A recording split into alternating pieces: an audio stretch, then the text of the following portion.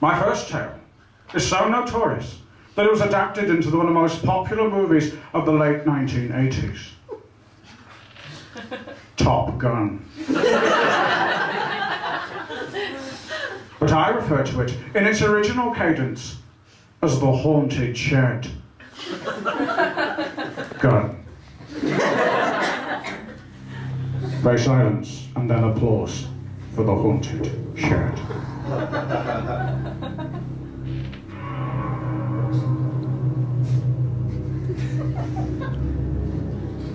Long, long ago, before VHS and Walkmans, the year 1998 happened. In that year, a young soldier by the name of Daniel Bedingfield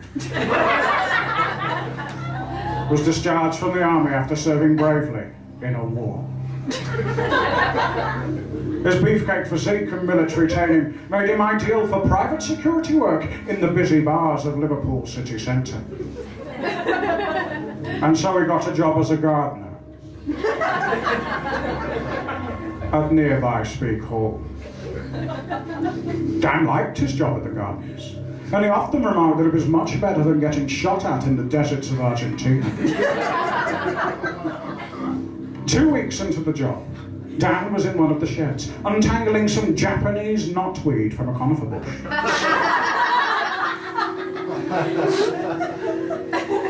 When he heard a strange noise somewhere behind him. It was a laugh. A child's laugh.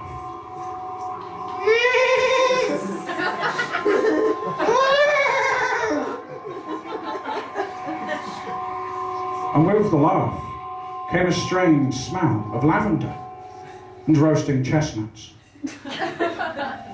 But chestnuts that had been roasted in the unmistakable stench of hellfire and brimstone and lavender. But when he turned around, there was nothing there. Blooming post-traumatic stress disorder. It's really annoying, said Dan. Later that day, Dan got the bus home with one of the other workers at Speak Hall. Her name was Margaret. She did not work in the gardens. She had a woman's job, like answering phones or something.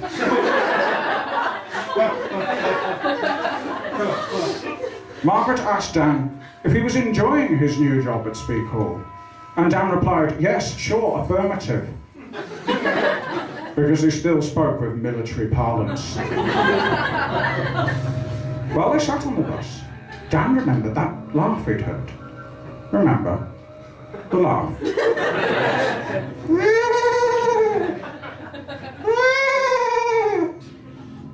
And Dan asked Margaret, were there any children at the house? But when Dan spoke, Margaret went very quiet, like a lawnmower. But a lawnmower that has been switched off. Margaret replied sternly that there were no children at the house. And with that, she stood up and opened the emergency exit of the bus.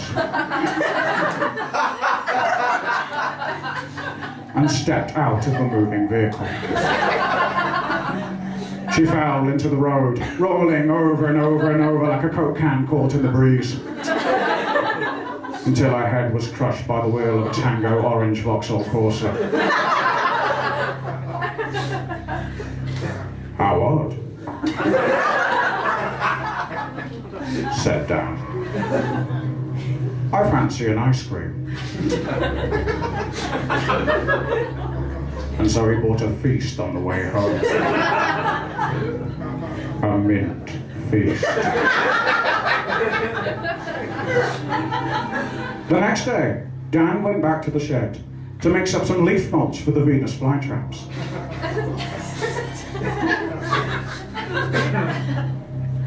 When he felt a strange presence behind him, he turned, and there was a little girl with light black hair.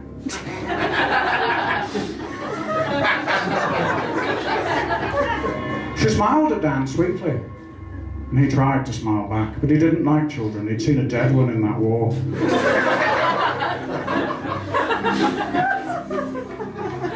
Do you want to watch The Lion King? The girl asked sweetly.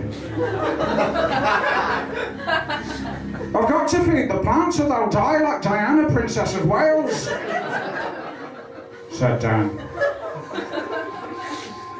But as soon as she had spoken, the little girl disappeared into thin air.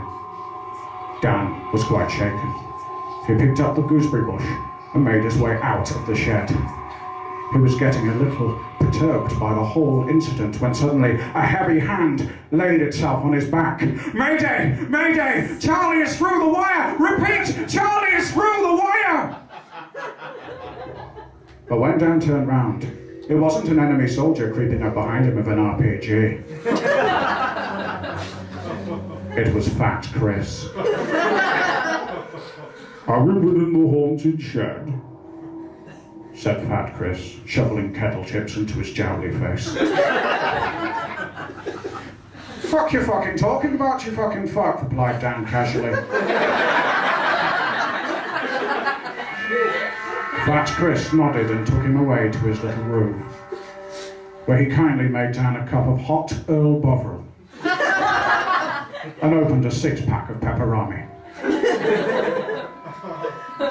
Pepperama. Pepperamas? Toffee crisps. Fat Chris opened a 6-pack of toffee crisps and began to explain the tale of the haunted shed to Dan. Eventually, after bitter negotiation, he gave Dan half a toffee crisp. Chris explained how in 1923 the Earl of Speke had terrible trouble keeping his vast lawns maintained, and so he had bought one of those little hover mowers that you can sit on like a little car. Unbeknownst to the Earl, though, his young daughters, Trinny and Susanna, would entertain themselves by having secret picnics in the long grass. And you can guess what terrible, grisly fate befell them. There was a fire in the shed, and one of the burning roof beams hit Trinny on the head and killed the child dead. Her sister Susanna never smiled again because she grew up to be flat-chested.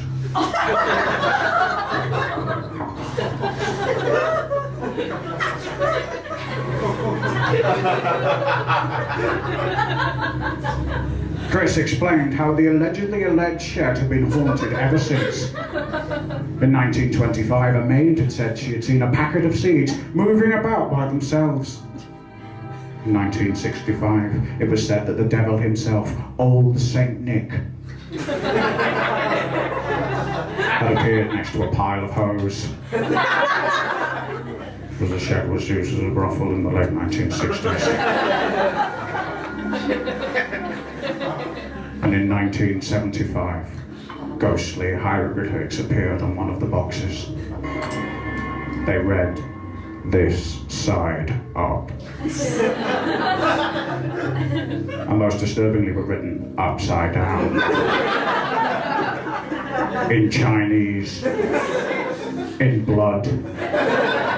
Blood that was so dark it appeared to be as black ink. When Dan heard all this, he laughed so hard he spat out his toffee crisp, which he quietly regretted doing. He liked toffee crisps. They were crunchy, though not as crunchy as a crunchy. I've been in a war and I know what's real, said Dan, and left Fat Chris to rinse out his mug and put his wrapper in the bin. Fat Chris watched Dan leave. He mournfully shook his head. He'd seen this happen before. And with a heavy heart, he plunged his fingers into the Spider-Man birthday cake that he had brought for his lunch. He licked the fondant from his chubby fingers and hoped that Dan would be okay. The next morning, Dan went back to the shed as usual. He was mixing some plant fertilizer for the plants at the front of the house's lawn. He was mixing the mixer with a long-handled paintbrush, but as he worked, he felt a tugging at his sensible chinos.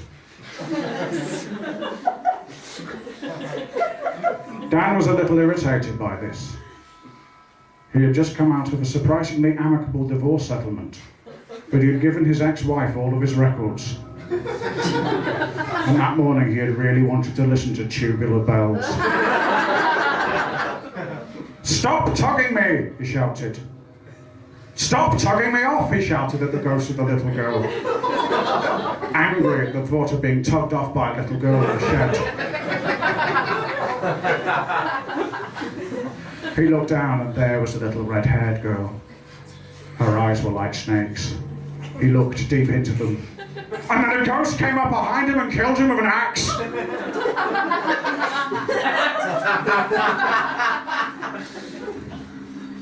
The next day, Fat Chris found Dan alive and well. No, dead. No, he was dead, yes. The next day, Fat Chris found Dan alive and well and dead. He shook his head and sorrowfully bit into his Haribo sandwich. What Dan saw in the shed that day, he never repeated to anyone, ever again, until the day he died peacefully at home. But even to this day, the gardeners who work at Speak Hall, Maverick, Iceland, and the Goose still have strange experience when they do general maintenance in what has become known as the haunted shed. And I mention, friends, that this is a cautionary tale. And so it is. Be careful.